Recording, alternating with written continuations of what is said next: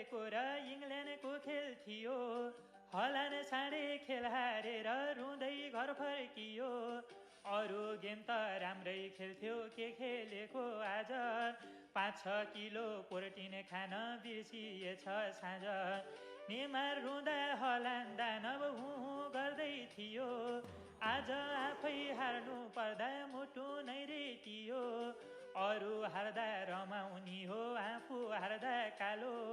पृथ्वी त गोलो छ के आउँछ सबको पालो।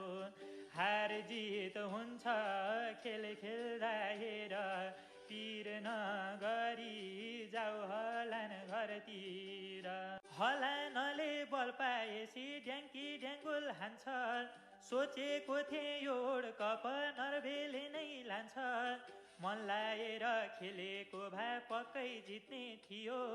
आफ्नै देशलाई जितोस् भनी नखेली छोडिदियो। यो साँडे र गोलकिपरको खेल थियो राम्रो। नर्वेले खेल हारे पनि मन जित्या छ हाम्रो। फाइनलसम्म पुग्नुमा नै हल्यान्डकै हो देन, नत्र नर्वे आजसम्म क्वालिफाइड थिएन।